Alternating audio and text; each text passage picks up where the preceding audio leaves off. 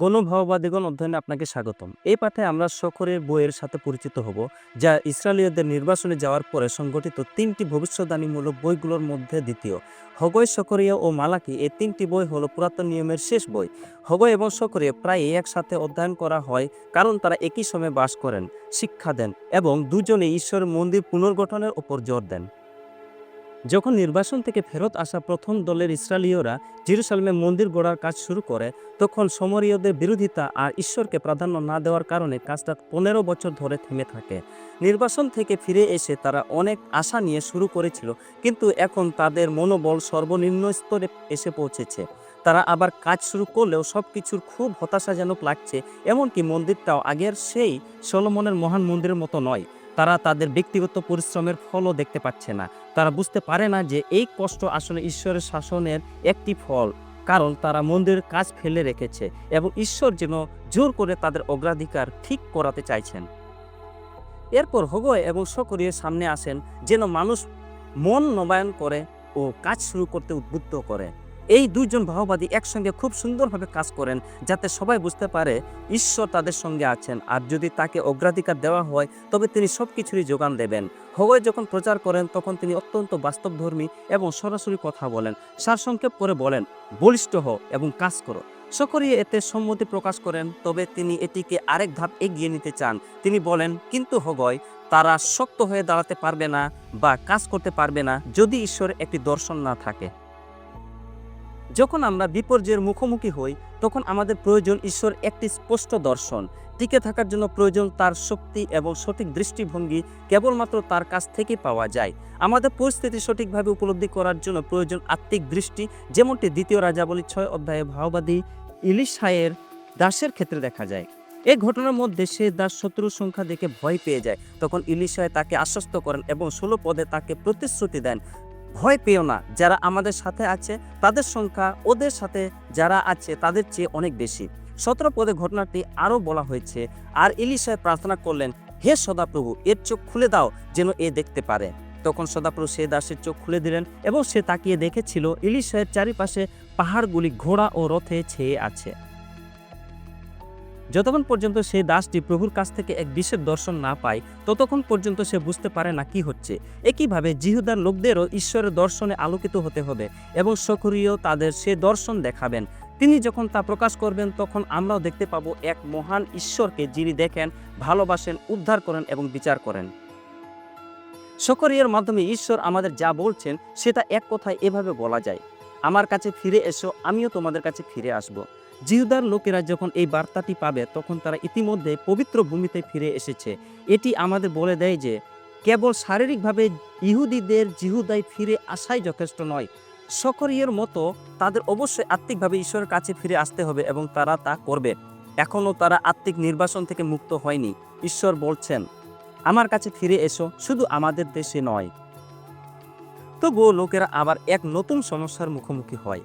জিহুদা তখন রাজনৈতিকভাবেও দুর্বল, সামরিকভাবেও। ভাবুন তো, তারা ৭০ বছর বন্দিত্বে কাটিয়ে এসেছে। এখন তারা খুবই অসহায়, নিরাপত্তাহীন বোধ করছে এবং জানে না কিভাবে নিজেদের রক্ষা করবে। তাদের মনে আতঙ্ক আর দুর্বলতা ভর করেছে। সকলে এই উদ্বেগের উত্তরে বাহিনীগণের সদাপ্রভুর নামটি ব্যবহার করেন, যা তার বইয়ের ১৪টি অধ্যায়ে ৫৩ বার ব্যবহৃত হয়েছে। এটি মনে করিয়ে দেয় যে জিহোবা এমন এক ঈশ্বর যার অসীম শক্তি আছে এবং যিনি তার অধীনে অগণিত স্বর্গীয় বাহিনী পরিচালনা করেন।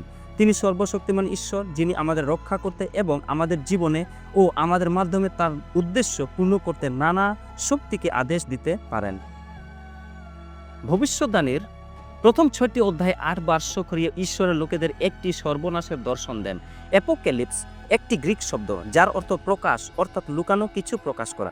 ভাবুন তো, কোনো কিছু পর্দার আড়ালে লুকানো আছে, আর কেউ সেই পর্দা সরিয়ে দিলে আপনি সেটা দেখতে পান। ঠিক তেমনি প্রকাশ বা উদ্ঘাটন ঘটে। রূপক অর্থে বললে, আমরা নিজেরা এই পর্দা সরাতে পারি না। যদি ঈশ্বর নিজে আমাদের জন্য সেই পর্দা না সরান, তাহলে আমরা কখনোই জানতে পারবো না আড়ালে কি চলছে। সক্রিয়ের দর্শনগুলো বোঝা সহজ নয়। এগুলো দানিয়েল ও প্রকাশিত বাক্যের মতোই জটিল। তবু এগুলোর উপর সংক্ষেপে একবার চোখ বুলিয়ে নিলে উপকার হবে। সক্রিয় ১ থেকে ২ পদে আমরা ৩টি সংযুক্ত দর্শন পাই। অশ্বারোহী একজনের দর্শন, ৪টি সিং ও কারিগরের দর্শন এবং ঈশ্বরের পরিমাপকারীর দর্শন। প্রথমে আমরা জানি সক্রিয় প্রভুর এক স্বর্গদূতের সাথে দাঁড়িয়ে আছেন। তিনি এক অশ্বারোহীকে দেখেন যার সঙ্গে অনেক ঘোড়া রয়েছে। সক্রিয় যখন জানতে চান তিনি কি দেখছেন, সে ব্যক্তি বলে যে তারা সম্প্রতি সমগ্র পৃথিবী পরিদর্শন করেছেন এবং তারা পৃথিবীকে শান্তিপূর্ণ অবস্থায় পেয়েছেন। এই সংবাদ শুনে প্রভুর দূত চিৎকার করে বলেন, হে সর্বক্ষমতার অধিকারী সদাপ্রভু, তুমি জেরুসালেম ও জিহুদার অন্যান্য শহরগুলোর ওপর এই যে 70 বছর অসন্তুষ্ট হয়ে রয়েছ, তাদের উপর আর কতকাল তুমি মমতা না করে থাকবে? সকরে 1:14-17 পদে ঈশ্বরের উত্তর তাৎপর্যপূর্ণ। জেরুসালেমের জন্য অর্থাৎ সিয়নের জন্য আমি অন্তরে খুব জ্বালা বোধ করছি। আমি নিশ্চিন্তে থাকা সেই সব জাতির উপরে ভীষণ অসন্তুষ্ট হয়েছি, কারণ আমি যখন আমার লোকেদের উপর কেবল একটুখানি অসন্তুষ্ট হয়েছিলাম তখন সেই সব জাতি আমার লোকদের দুর্দশার সঙ্গে আরও দুর্দশা যোগ করেছিল। আমি জেরুসালেমকে মমতা করবার জন্য ফিরে আসব। সেখানে আমার ঘর আবার তৈরি হবে, আমার শহরগুলোতে আবার মঙ্গল উপচে পড়বে, আর আমি আবার সিয়নকে সান্ত্বনা দেব এবং আবার জেরুসালেমকে বেছে নেব। এরপর স্বাভাবিকভাবেই আসে 4টি সিং এবং কারিগরের দর্শন। সক্রিয় স্বর্গদূতকে জিজ্ঞাসা করেন তাদের প্রত্যেকের কাজ কি। প্রথমে স্বর্গদূত জানান সিংগুলো শক্তিশালী জাতিগুলোকে নির্দেশ করে যারা ইসরায়েলের লোকজনকে ছড়িয়ে দিয়েছিল। তারপর সক্রিয় 1:21 পদে সদাপ্রভুর দূত কারিগরদের পরিচয় দেন এবং দর্শনটি সংক্ষেপে বর্ণনা করেন এই বলে, সেই সিংগুলি হলো সেই সব জাতির শক্তি যারা জিহুদার লোকেদের এমনভাবে ছিন্ন ভিন্ন করেছে যে তারা কেউ মাথা তুলতে পারেনি। কিন্তু সেই সব জাতিকে ভয় দেখাবার জন্য ও তাদের শক্তি ধ্বংস করবার জন্য এই কারিগরেরা এসেছে।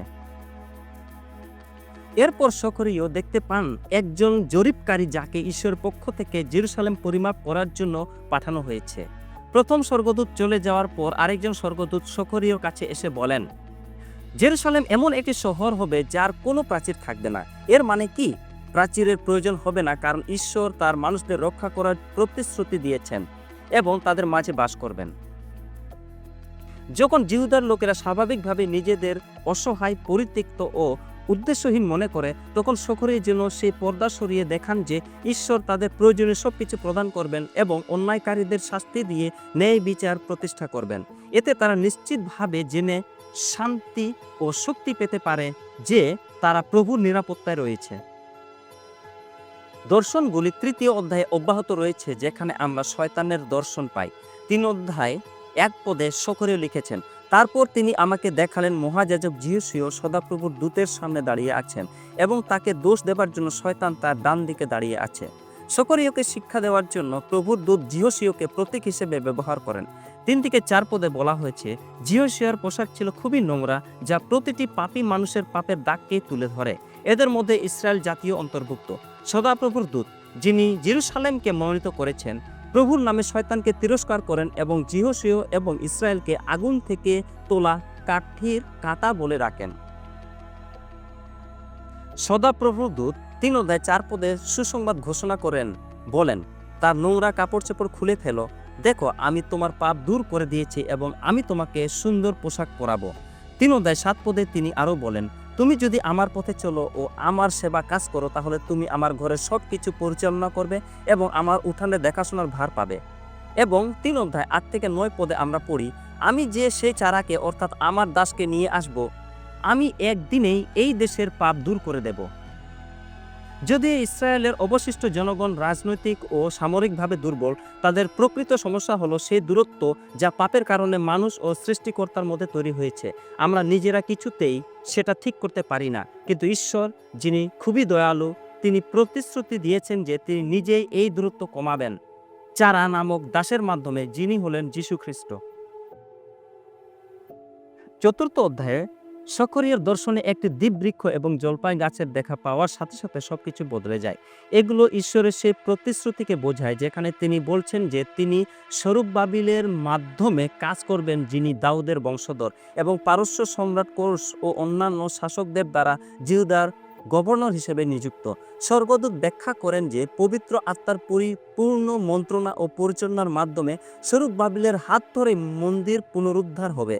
সক্রিয় আবারও পর্দা সরিয়ে দেখান এক দীপাধার যা ঈশ্বর আত্মাকে নির্দেশ করে এবং দুটি জলপাই গাছ যাদের বলা হয়েছে পৃথিবীর সর্বময় ঈশ্বরের পাশে দাঁড়িয়ে থাকা দুই অভিষিক্ত জন। সক্রিয় 4:6 সদাপ্রভু লোকদের বলেন যে শক্তি দ্বারা নয়, ক্ষমতা দ্বারা নয়, বরং আমার আত্মা দ্বারা। মূলত তিনি লোকেদের কাছে এই প্রতিশ্রুতি দিচ্ছেন, যদিও তোমাদের সংখ্যা কম এবং তোমরা প্রায় সব দিক দিয়েই দুর্বল বোধ করো, তবুও আমার আত্মার কারণে তোমরা সফল হবে। এবং সব সময়ের মতো ঈশ্বর তার প্রতিশ্রুতি রক্ষা করেন এবং স্বরূপবাবিলের মাধ্যমে কাজ করেন। যিশু সেই মসীহ দাউদের বংশের মাধ্যমে সমগ্র বিশ্বকে আশীর্বাদ করার জন্য আসেন। তিনি আসেন মানুষ এবং পবিত্র ঈশ্বরের মধ্যে ব্যবধান পূরণ করতে। 5ম ও 6ষ্ঠ অধ্যায়ে আমরা আরও 3টি সংযুক্ত দর্শন পেয়েছি: উড়ন্ত পুস্তকের দর্শন, ঝুড়িতে থাকা মহিলার দর্শন এবং 4টি রথের দর্শন। প্রথমত, একটি বিশাল পুস্তক সমগ্র পৃথিবীতে ঈশ্বরের অভিশাপ নিয়ে আসে, চোর ও মিথ্যাবাদীদের শাস্তি দিতে এবং তাদের ঘর বাড়ি ধ্বংস করতে। তারপর একজন মহিলা, যিনি দুষ্টতার প্রতিনিধিত্ব করেন, যাকে পবিত্র ভূমিতে একটি ঝুড়িতে পাওয়া যায় এবং সেখানে রাজত্ব করার জন্য সেই ঝুড়িতে করে বাবিলে উড়িয়ে নেওয়া হয়। তারপর ঈশ্বর সব দর্শনকে একটি পূর্ণ চক্রে নিয়ে আসেন শেষ দর্শনের মাধ্যমে, যেখানে 4টি রথ পৃথিবীর চারিদিকে পাঠানো হয় জাতিগুলোর উপর বিচার আনবার জন্য। ঈশ্বর প্রতিশ্রুতি দিচ্ছেন যে তিনি তার শত্রুদের দুষ্টতার বিচার করবেন। আপনি কি কখনো ভেবেছেন কবে এসব হবে? মনে হচ্ছে সময় হয়ে গেছে। আমরা প্রায় ভাবি ঈশ্বর বুঝি বিচার করতে খুব ধীরে এগোচ্ছেন, কিন্তু আমরা ভুলে যাই ঈশ্বর ধৈর্য সহকারে এই জগতে কাজ করছেন, এমনকি আমাদের মতো অপূর্ণ মানুষদের ব্যবহার করছেন যাতে অন্যরা তাকে চিনতে পারে। হ্যাঁ, ঈশ্বরের ধৈর্য এবং আমাদের সাথে তার অংশীদারিত্ব সত্যি অপূর্ব। তবে আমরা যেন এটা ভুলে না যাই যে ঈশ্বরের ধৈর্যেরও একদিন শেষ হবে। সময় একদিন শেষ হবেই এবং বিচার অবশ্যই আসবে। এই বার্তাটি মানুষকে সান্ত্বনা দেয় এবং তাদের শত্রুদের সঙ্গে সংগ্রামের মধ্যে আশা যোগায়। শেষ করার আগে আসুন আমরা সখরিয়ার বার্তা নিয়ে চিন্তা করি। ঘটনাগুলো সবসময় যেমন দেখা যায় তেমন নয়, তাই সখরিয়া পর্দা সরিয়ে আমাদের চোখ খুলে দেন যেন স্পষ্টভাবে দেখতে পারি। ঈশ্বর এমনভাবে কাজ করছেন যা চোখে সবসময় ধরা পড়ে না। তিনি ধৈর্যের ঈশ্বর, কিন্তু আমরা যেন ভুলে না যাই যে তিনি ন্যায় বিচারকও বটে। সেই একই ঈশ্বর আজও আমাদেরকে আহ্বান করছেন, যেমনটি তিনি জিহুদার লোকদের বলেছিলেন তার কাছে ফিরে আসতে ও পরিত্রাণ পেতে। তিনি চান না আমরা রবিবার চার্চে গিয়ে শুধুমাত্র শারীরিকভাবে ফিরে যাই, বরং তিনি চান যেন আমরা পুরোপুরিভাবে জীবনের প্রতিটি ক্ষেত্রে আমরা তার কাছে সমর্পিত হই। তিনি তার পুত্র যিশুর মাধ্যমে পথ তৈরি করেছেন এবং তার পবিত্র আত্মার মাধ্যমে আমাদের শক্তি দিয়েছেন।